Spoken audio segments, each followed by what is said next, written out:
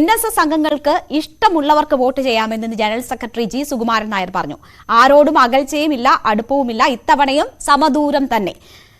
ശശി തരൂരിനെ കുറിച്ചുള്ള ധാരണാ പിശക് മാറിയെന്നും തരൂർ ഡൽഹി നായരല്ല, ഇപ്പോൾ അസൽ നായരാണെന്നും സുകുമാരൻ നായർ പറഞ്ഞു. തെരഞ്ഞെടുപ്പിൽ ഞങ്ങൾക്ക് ഒരു രാഷ്ട്രീയമില്ല, ഞങ്ങൾക്ക് സമദൂരം തന്നെയാണ്. കാരണം ഇതിനകത്ത് എല്ലാ രാഷ്ട്രീയ പാർട്ടിയിലും പെട്ട ആളുകളുണ്ട്.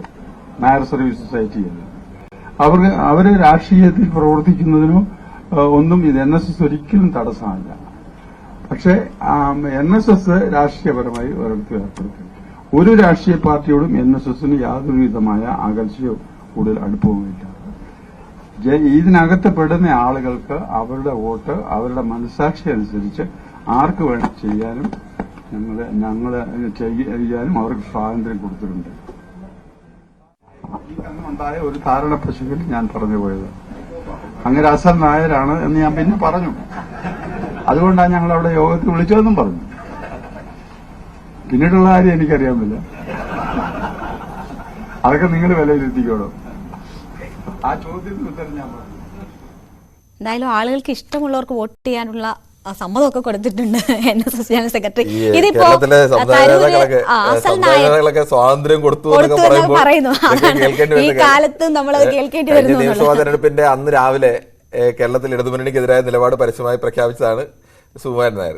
വെള്ളാപ്പള്ളിയുടെ കഥ എടുക്കുകയാണെങ്കിൽ വെള്ളാപ്പള്ളി തോൽപ്പിക്കും എന്ന് ഉറപ്പിച്ചു പറഞ്ഞ കോൺഗ്രസിന്റെ സ്ഥാനാർത്ഥികളൊക്കെ KC വേണുഗോപാലും PC ഉഷ അടക്കമുള്ളവർ വലിയ ഭൂരിപക്ഷത്തിൽ ജയിച്ച കഥ കൂടിയുണ്ട്. അപ്പൊ സമുദായ നേതാക്കളുടെയൊക്കെ പലപ്പോഴും അവരുടെ ഈ വാർത്തകൾ നമ്മൾ നൽകുന്ന വാർത്തയ്ക്ക് അപ്പുറത്തേക്ക് ഈ ഏത് സമുദായമായാലും അതിന് ക്രിസ്ത്യൻ സമുദായമായാലും മുസ്ലിമല്ല ഇവരുടെയൊക്കെ ചില വൈകാരികമായ ആ സമുദായത്തിനെതിരെ ചില വികാരങ്ങൾ നിൽക്കുന്ന സമയത്ത് ചിലപ്പോൾ അവർ പറഞ്ഞാൽ ഒരു സമുദായത്തിനെ ഒരു പാർട്ടി അവഗണിച്ചു അല്ലെങ്കിൽ അവരെ തീരെ അവഗണിച്ചു, അങ്ങനെ ഒരു വികാരം നിൽക്കുന്ന സമയത്ത് ഇവർ പറഞ്ഞാൽ ചിലപ്പോൾ കുറച്ച് ആളുകളൊക്കെ വോട്ട് ചെയ്തിരിക്കും. പക്ഷെ അതിനപ്പുറത്തേക്ക് ഈ പറയുന്ന ഒരു സമുദായ അങ്ങനെ പറയാൻ തയ്യാറാകുന്നു എന്നതാണ് അതിനകത്ത് ഏറ്റവും വലിയ കാര്യം. കിരൺ, എന്തായാലും ഇവിടെ സമദൂരം ഞങ്ങൾ ആർക്കും ഇല്ല എന്ന് പറയുമ്പോൾ പോലും തരൂർ അസൽ നായരാണ് എന്ന് പറയുന്നതിലൂടെ എന്താണ് ഉദ്ദേശിക്കുന്നത്? പോയി തരൂർ നോട്ട് ചെയ്തോളൂ പറ്റുന്നവരൊക്കെ എന്നതാണോ? അത് വളരെ വ്യക്തമാണ്. തരൂരിനെ സംബന്ധിച്ച് തരൂരിനാണ് NSSന്റെ പിന്തുണ എന്നുള്ളത് വ്യക്തമാണ്. എന്നുവെച്ചാൽ യഥാർത്ഥത്തിൽ NSSന്റെ ഒരു 4 നൂറ്റാണ്ടിന്റെ ചരിത്രം എടുത്താൽ NSSന്റെ പ്രതിനിധി സമ്മേളനത്തിലേക്ക് ക്ഷണിച്ച അതിഥികൾ അങ്ങനെ പുറത്തുനിന്നുള്ള ആളുകളെ ക്ഷണിക്കുന്നുണ്ടെങ്കിൽ ഇതിനും ഒരു 25 വർഷത്തിനെങ്കിൽ ഒന്ന് നായരായിട്ടൊരു പ്രധാനപ്പെട്ട ഒരാളെ ക്ഷണിച്ചിട്ടുള്ളത് തരൂരിനെ മാത്രമാണ്. അതിനുമുമ്പ് 2013 ക്ഷണിച്ചത് AK ആന്റണിയാണ്. 2013 AK Antony ക്ഷണിക്കുമ്പോൾ AK Antony അന്ന് കോൺഗ്രസ് പാർട്ടിയിൽ 2ാമനോ 3ാമനോ ഒക്കെയാണ്. സോണിയയുടെ റൈറ്റ് ഹാൻഡായി നിൽക്കുന്ന ആളാണ്. കേന്ദ്ര മന്ത്രിസഭയിൽ പ്രധാനമന്ത്രി മൻമോഹൻ സിംഗ് കഴിഞ്ഞാൽ അടുത്ത ആളാണ്. പാർട്ടിയിലും സർക്കാരിലും ഏറ്റവും പ്രധാനപ്പെട്ട ആളാണ് AK ആന്റണി. അങ്ങനെ ഒരു അധികാരത്തിൽ നിൽക്കുന്ന ഒരാളെ സ്വാഭാവികമായി ക്ഷണിക്കുന്നതിന് NSSനെ പോലെ ഒരുപാട് അവർക്ക് പല താല്പര്യങ്ങൾ കാണാം. അങ്ങനെ ആർക്കും ഒരു തെറ്റ് പറയാനില്ല. പക്ഷെ പിന്നീട് NSSുമായി ഏറ്റവും അടുപ്പമുണ്ടായിരുന്ന കോൺഗ്രസിന്റെ നേതാവ് എന്ന് പറയുന്നത് രമേശ് ചെന്നിത്തലയാണ്. രമേശ് ചെന്നിത്തലയ്ക്ക് മന്ത്രിസ്ഥാനം കിട്ടാൻ വേണ്ടിയാണ് ഈ താക്കോൽ സ്ഥാനം, നായർക്ക് താക്കോൽ സ്ഥാനമില്ല എന്നൊക്കെ വലിയ വിവാദമൊക്കെ ഉണ്ടാക്കിയത്. അന്നാണ് ഈ തരൂരിനെ പറഞ്ഞത്.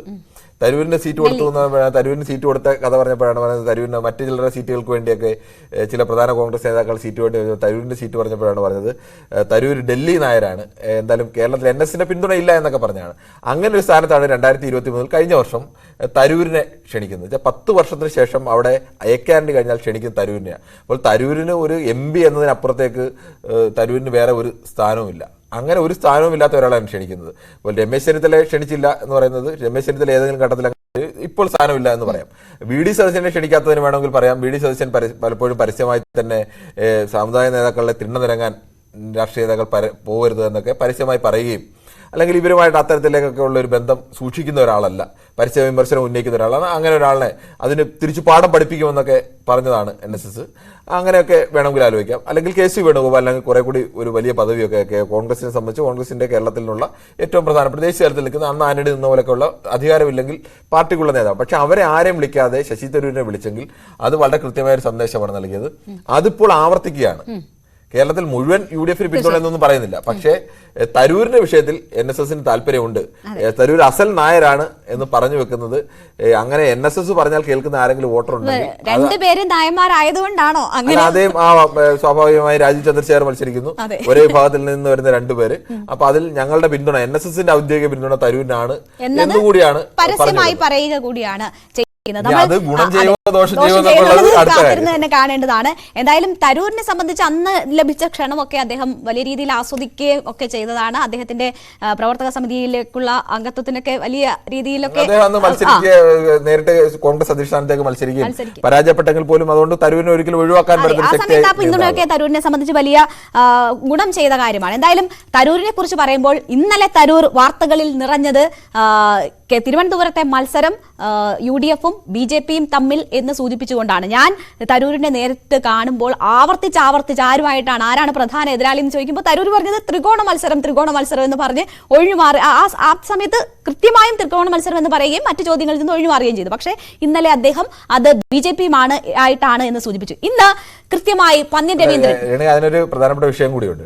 ഈ തരൂര് ഇന്നലെ പറഞ്ഞതും ത്രികോണ മത്സരമാണ്, പക്ഷേ പ്രധാന മത്സരം രണ്ടാം സ്ഥാനത്തേക്ക് നിൽക്കുന്നത് BJP ആണെന്നുള്ളത്.